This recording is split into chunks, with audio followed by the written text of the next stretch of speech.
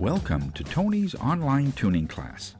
Our hope is to help you make positive changes in your life with these recordings by providing you with guided messages from Spirit. This tuning class will give you the means to enhance your energy through the use of tuning forks, crystals, meditation, and distance healing. These energy-driven classes do not alter or shift your energies, but to help you release outdated thoughts and beliefs from your past to help you feel lighter. So sit back, relax, and enjoy your vibrational growth with us.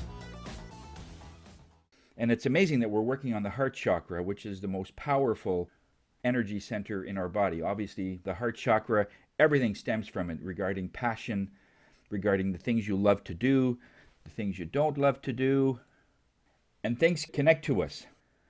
Itself is an incredible tool. It's the only energy center that actually vibrates and pounds to the beat of not our bodies, but beat of the universe. Scientists have looked at the heart in so many ways, and throughout all of their knowledge, they don't know why the heart works. Yes, it's all about electrical impulses. It's all about how blood pumps from one to the other, but they don't know how it works. When they look at a heart that's been deceased, then they look at a heart that's pumping. The only difference is one's working and one isn't. There isn't like a control panel box. Well, there is, but they can't see it. But there's something guiding that heart so to make it pound, to make it so that you still have work to do on this earth. And that's what it's all about. What type of missions, what type of things you need to do on this earth to continue your mission. We were talking about the solar plexus last week, and that vibrated to the color yellow. It was a fire element, as you recall. We lit our lantern. This week, we're talking about the heart chakra, which is the element of air or wind. It's the inner wind you have in your system. That's why the heart chakra is so close to the lungs. The lungs are in the back of our body, and the heart is in the front. A lot of commercials make reference to this, where, something is so loving, takes my breath away. You look at a beautiful scenery, and it's just breathtaking. These kind of things are right towards the breath, because our very need to breathe, our very need to do these things are closely related to the love and appreciation. Those people that don't really feel that, they're having a hard time with a lot of other things relating to respiratory disorders. When we talk about the heart in this way, also realize it is also part of your lungs. And if you put your arms out like an airplane, like this, you'll also notice that your arms, your hands are also in that same line. The heart chakra goes right around. And this is how we hug, also part of it. So your hands are very much a healing tool. When your hands are down, it's closer to your root chakra, which is your working day in and day out. This is your hands actually do things to bring prosperity to you and your family. But when you're like this, when you're up in the air, it is not meant for work. It's meant for loving. It's meant for hugging. And that's what really the vast amount of population we are really missing. Before COVID hit and we were doing a lot of our business meetings, I was one of the first ones that hugged a visitor when they came in. But this is what people are really missing. So whether you get it from someone else, what we're going to be talking about today is how to give this to yourself. Because one of the things that we constantly see when people come in to see us is that I was never treated great as a child. I was always neglected. I was always ignored. I was always said that I was something else other than what I know I am now. And they have a hard time shaking that childhood. We can connect to our passion in so many ways. One is through rose. If you have any rose essential oils, or there's one that's called Melissa. I've never used Melissa, but I've been looking at a few ones that are, and apparently that's a good one. So if you're familiar with Melissa, or if you'd like to find out more about it, you can query that. Some of the quotes that always came from this particular heart chakra, the one of my favorite is, "Your task is not to seek love, but merely to seek and find all the barriers within you that you have built up against finding love. That's by Rumi. Another one is, if I loved you less, I might be able to talk more about it. Love isn't something you find. It's something that finds you, by Loretta Young. All of these touch our hearts in so many ways. And this is what exactly we're missing in these times where we're isolated. But we just need to reach out a bit more. We just need to love in a different way. Some of the malfunctions that happen in these times, because it's so close to our heart and our lungs, a lot of asthma-related issues start coming up when you hold yourself back, when you don't love, or when you regret something, or when you don't forgive something. That is a little bit of a thorn in that energy. And what happens is it sends back a discord energy, and it comes out in different ways through different things of asthma, high blood pressure, heart disease, lung disease, that sort of thing. And of course, stress and guilt. Shock weakens the heart. When they say shock, it's not the initial shock like, you lose control of your car and you got shocked and you hit a snowbank and everything's fine. It's not that. It's the 250 times that you play that in your mind of that shock. That creates more damage. It's the repetitive, constant thing that, I almost had an accident and I almost hurt myself, or I almost wiped out a whole crew of people at a bus stop or something. And it's that reoccurring, it's that record playing, it's that reoccurring recording that you play in your mind of that same accident. And Spirit always says that's more important, and that's more of what they're more concerned with when somebody is in some form of shock. And that's really hard on the heart. Another one is worry. I've seen several videos about worry, and all of them simply say, worry's no good, so don't do it. It's really tough because you're not doing it on purpose, right? It is something deeper. So by cognitively saying, just don't worry, well, all of a sudden you start worrying about not worrying, or worrying about worrying. And we're going to be talking about that. It won't be in this segment, but we will have, Spirit wants to run a part 1, part 2 segment, and we're going to run a little bit of the healing parts of it for next week. So we're still going to work on the heart for next week, but we're going to be working on more of the healing and how to really do that. This particular class will be exposing a few things so it comes to the surface, because that's the only way we can start to address something. This is connected to, of course, unconditional love, emotional power, how power your emotions are, how you want to be loved. That's a big one. When we ask the question, how do you want to be loved? So many people don't know what that means. And yet, when they get into a relationship and somebody doesn't love you the way you are expecting, whatever the expectation is, then you feel down. Oh, he didn't get me flowers for my birthday, or he didn't get me something for the fact that I got diploma or something. Find out how you want to be loved, and you must tell people what type of way you want to be loved. There are several segments on the internet, and I won't reiterate them because information is so abundant out there, but I will direct you to a few of them. There's one that has 5 different ways that a person can receive love. One is being tactile. They want to be able to feel like they're part of something. So just by saying, we're going to be going to a party, would you like to come? I think you'd have a good time. In other words, they feel that you're part of it. Some people just react to gifts. Flowers, gifts, jewelry, okay? And they're very happy. And some react, the fact that they don't really want anything, but maybe just to sit in front of the TV with popcorn on a sofa. That to them would be amazing with their loved one. But if a person doesn't know the way you want to be loved, they're going to miss it. Because there's 4 or 5 different main ways that you could show your affection or show your love. Compassion, hope, confidence, joy. This is all in the heart. And one of the things that we always find when Suzanne and I meet with someone, when we bring in a past loved one that is, they passed, several years ago, and they come in and they have all these stories. Remember that one time when we were at the campsite and you had marshmallows and then you put so many on your stick and one fell in? He says, yeah, I do remember that. So for that person,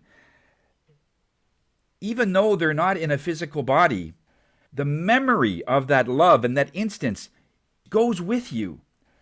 So your heart is almost like a bank account. And anything that is a debt is rejected. So what is the debt? Guilt, anger, deceit, any other heavy energies you can think of. To the heart, that is sort of discarded. It's not even worth anything. It only takes with it when you go from this life into the next that's connected to passion and love. You do take that with you. All those memories. When my daughter passed away about 10 years ago, this was one of the things that I thought was just amazing. When she came back and says, yeah, Dad, I just about fell over my chair when you got your new phone number. Because the phone number now ends with a 7669, but I wanted 8669 because it's spelled Tony, 878 Tony. That's what I wanted, and I asked the phone company if they could change it to that, and that would be great. Yeah, no problem, we could do it. And then when it was issued, and I got the confirmation, it was 7669, so it was 878 Pony. And when my daughter found out, she laughed so much. She just fell off her chair just about. And it was so funny. I kept the number. I have it to this date. But it was such a joyful time because it made her laugh. And she brought that up in several cases when she had passed. She says, I remember that so much. Just know that anything considered to joy and love, you keep with you. And it's stored in that heart chakra, which is, of course, universal. And it beats to the universe. So that is there forever. Now, the reason this chakra is so important because it is directly linked to self-love, self-esteem, expression of love. How come some people can't say I love you? Have you noticed that? I mean, the movie Ghost is a good example. Demi Moore says several times, I love you so much. What was the response? Anybody remember? Ditto. Ditto. And then at one point through the quarter of the movie, she says, how come you never say you love me? And he says, I say it all the time. No, you don't. You always say ditto, and it's not the same thing. So some people have a really hard time of expressing love because there's something inside of them that love hurts. And so that's their work. We're not saying that you need to do anything about that. But they need to realize that that's not your job, and you're going to get them to figure out what it is, what thorn is in your heart that you can't say, I love you. What are you afraid of? Emotional energy, all kinds of emotional energy flows through your heart. And know that it goes through your veins, it goes through every cell of your body. So when you're happy, when you're joyful, everything starts to get better. Your fingernails actually grow faster. They grow thicker. Your hair grows thicker, shinier, more manageable. Your skin starts to shine. When you are in this beautiful zone of love, appreciation, and no matter what you do, everything goes so well. And your body sends back a beautiful appreciation for you sending and keeping that love inside of you. But Spirit says a vast amount of the population don't have love coursing through their veins. It's usually hurt, regret, guilt, and a host of other things. And I don't want to give the heavy energies respect by naming them all.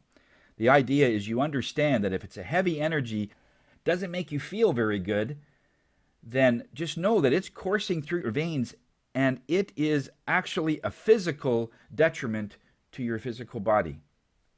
The organs, muscles, everything gets stronger because of it.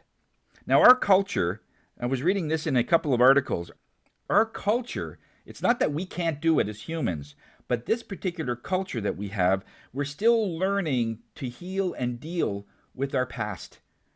And most of it has something to do with your childhood.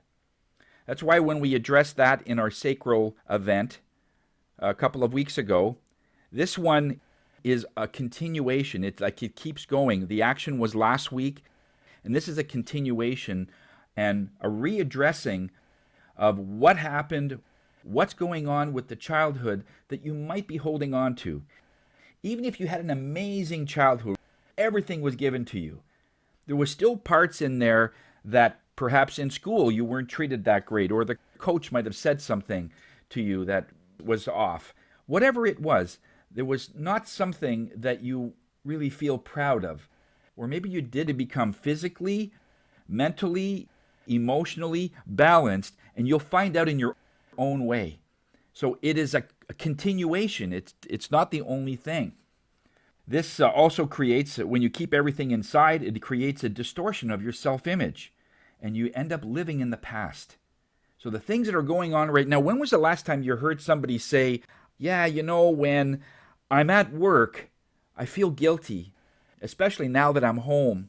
I feel guilty because I should be with my family.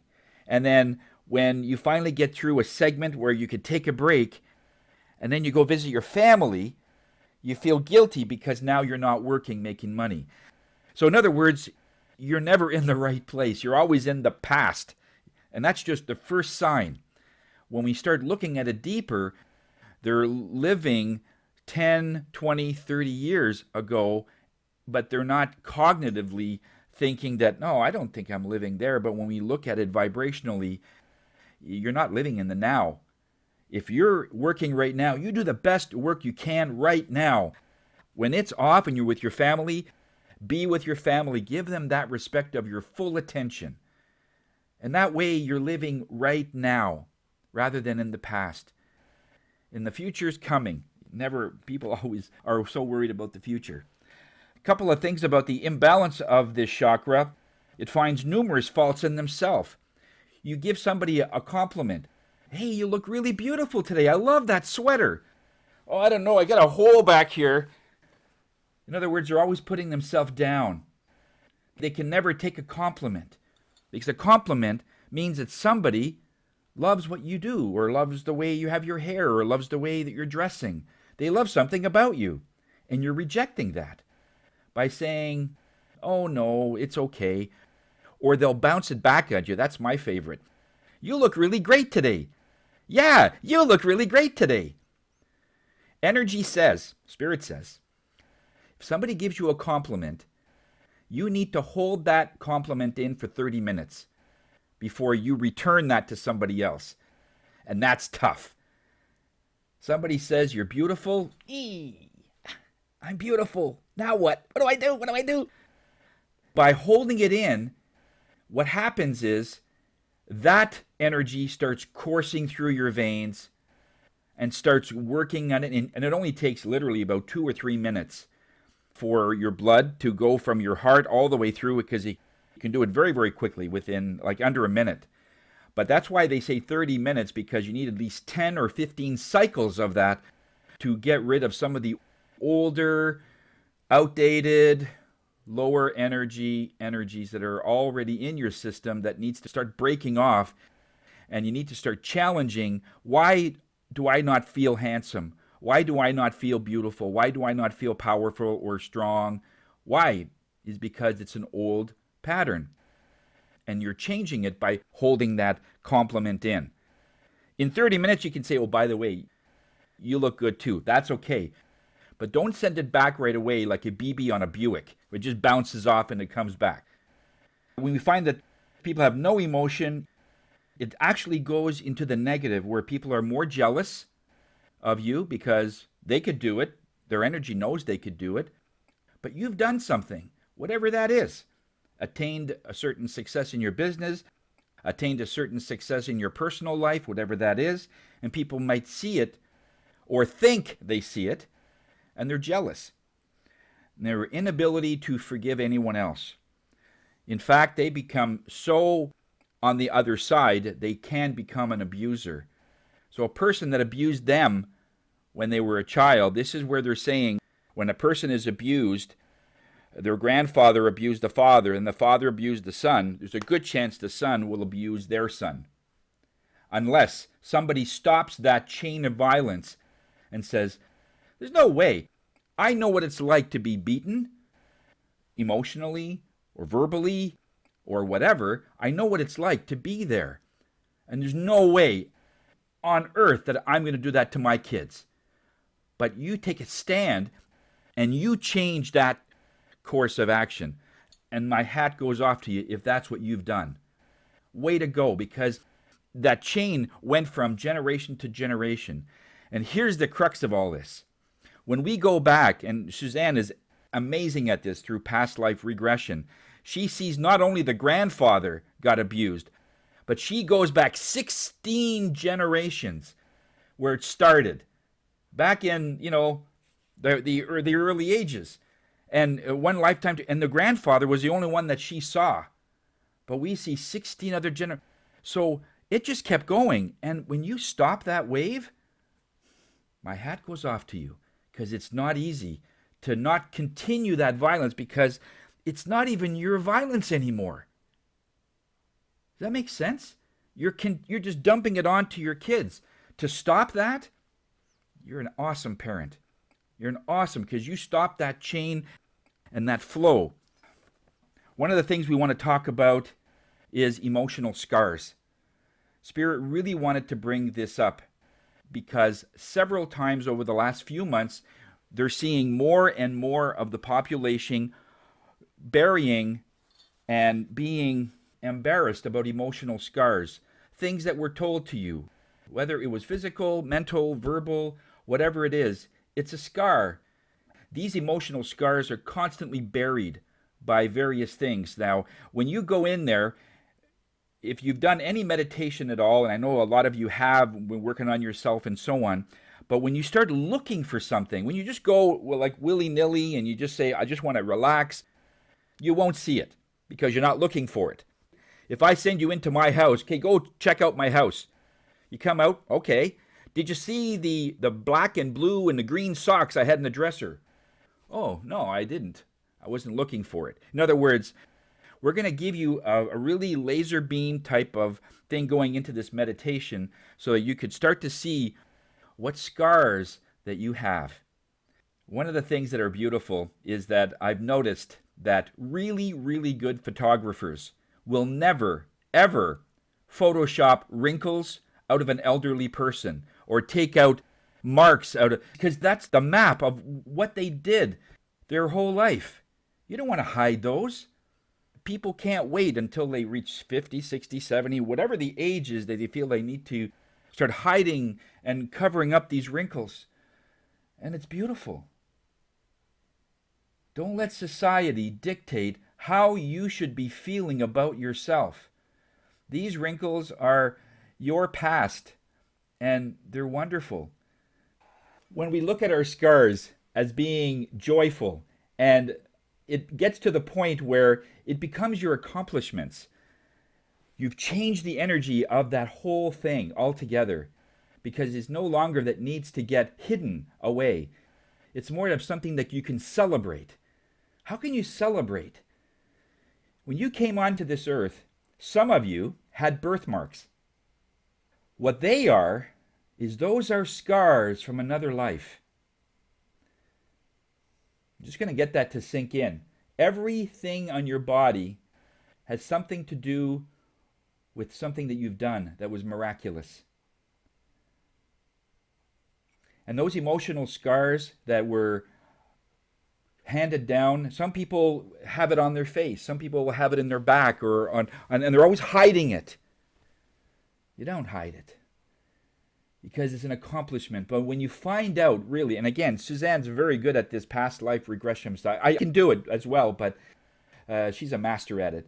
But what we find most times, almost every time I've seen, is that that was a mark of something that you did was amazing. You were either a general in battle, and somebody had stabbed you in the shoulder, let's say, but it's still, you dragged on and you still won that battle, but then later perished, and then you'd have a little red mark right there where the sword went in.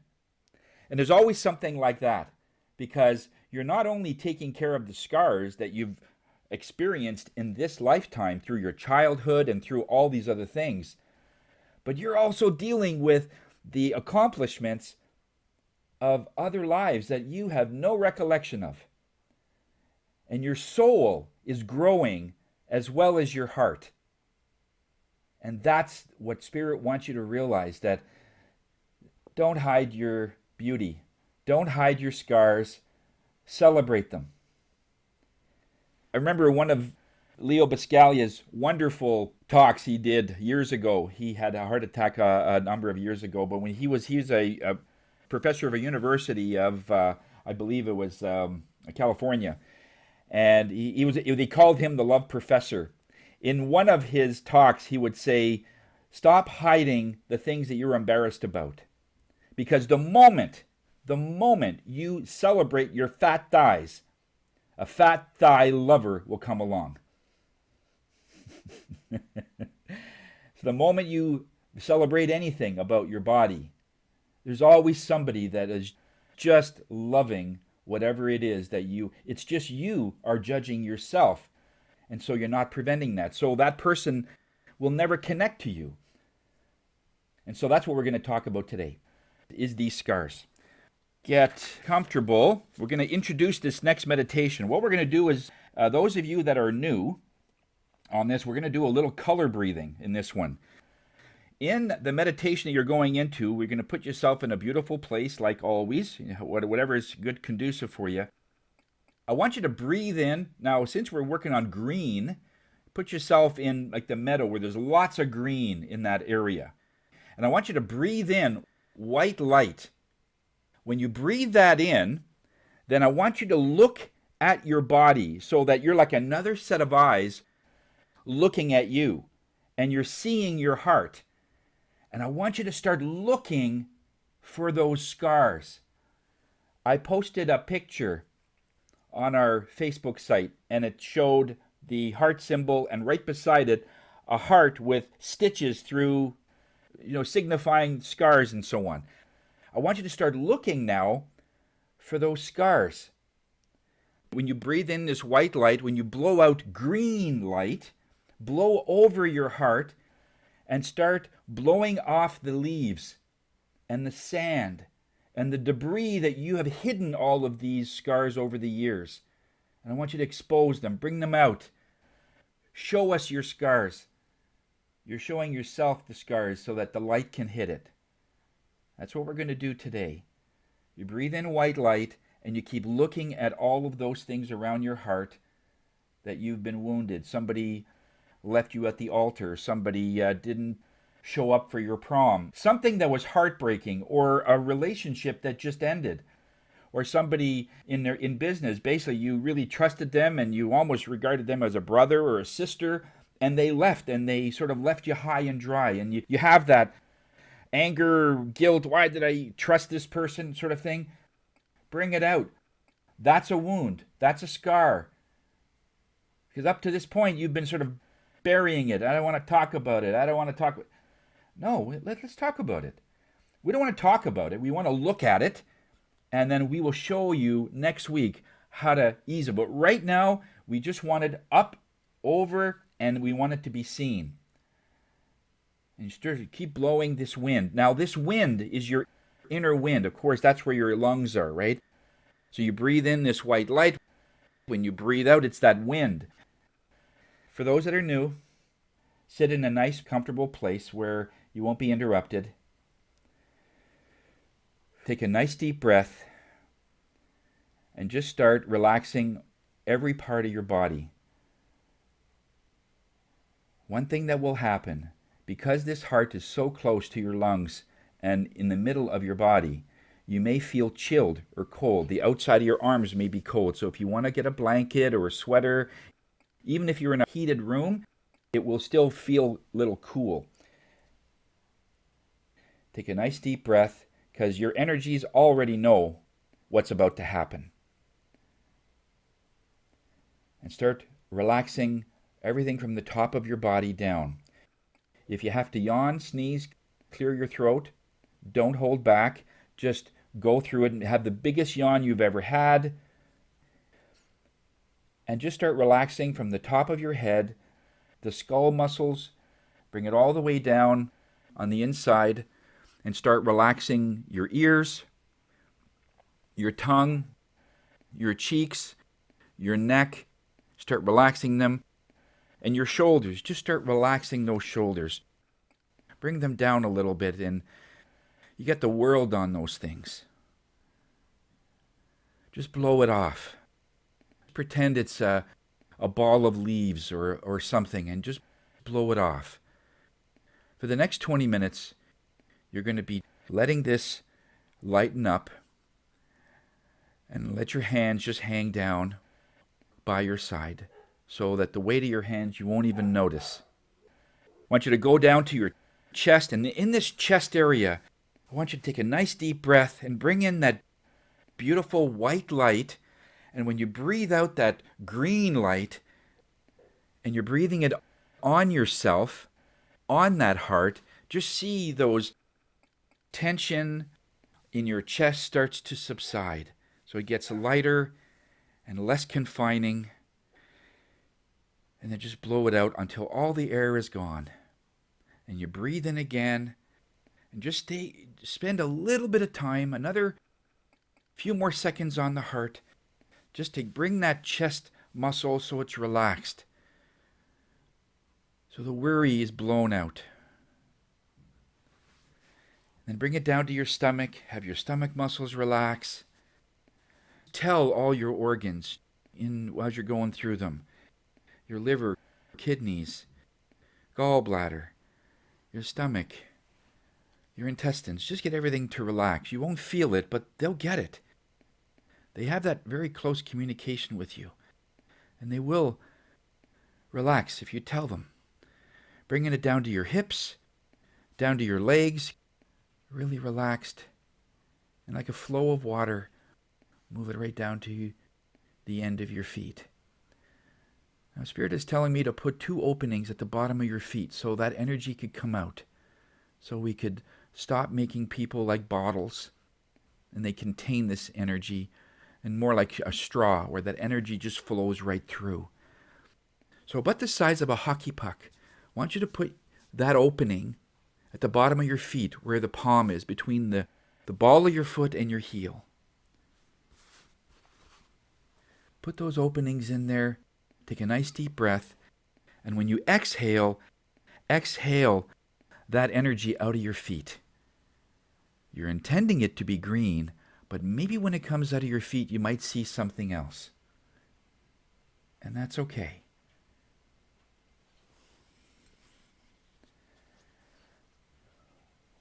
We'll see you in about 20 minutes.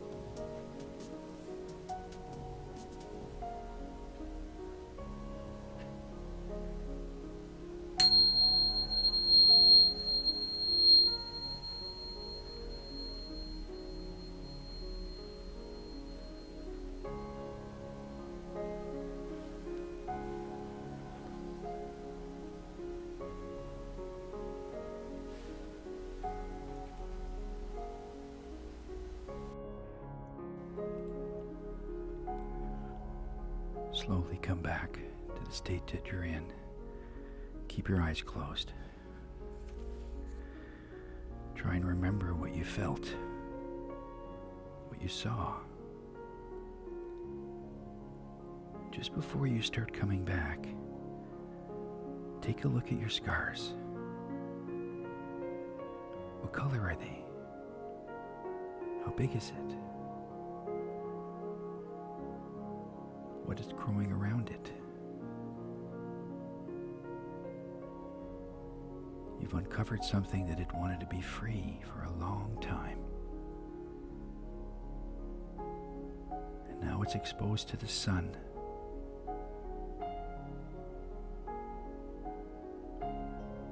Ready for the next step. So say that you'll be back. And just start bringing yourself back into the room that you're in. But now this room that you're in is in a tropical place.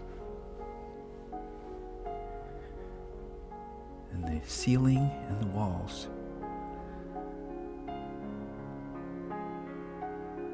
and the roof has been removed. The only thing that's there is the floor. And when you look all around you, all you see is a beautiful setting and the bluest sky you could think of. The wind is blowing. Your furniture is still there. Nothing has moved. Your desk is still there. And as you look up,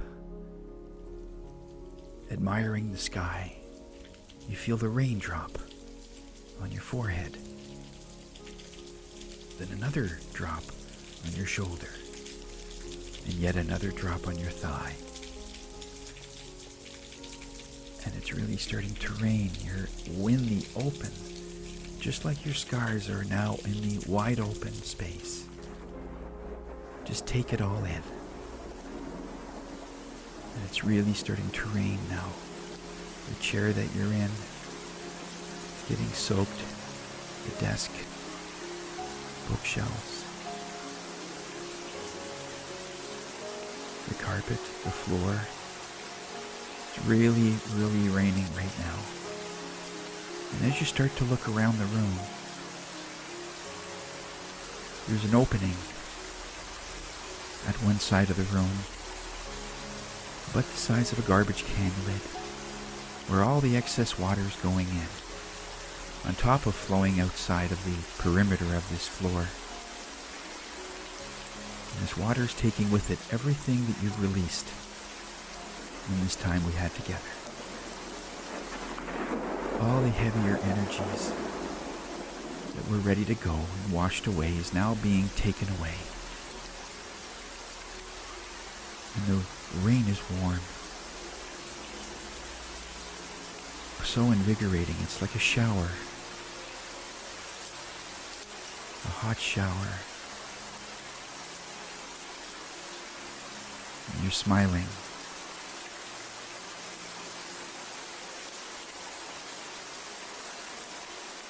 You feel lighter. There's something that happened. It doesn't matter what it is, you feel better.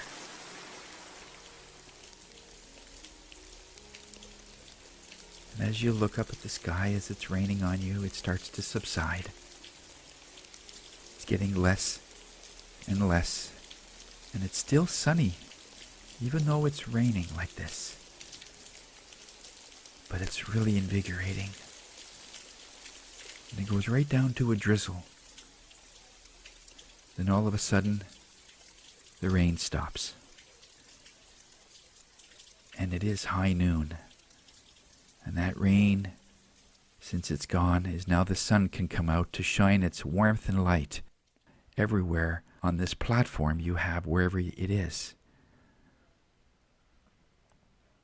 Pretty soon the floor is bone dry. The chair that you're in, the sofa, the furniture, the bookshelves, everything that you have around you is dry, and it's very invigorating. I want want you to sense what it feels like being so exposed, but yet it doesn't bother you. Nothing needs walls anymore. You've taken down those walls. You're now you, which is the most powerful essence of what came into this earth at your birth. And I want you to slowly bring yourself back into this room.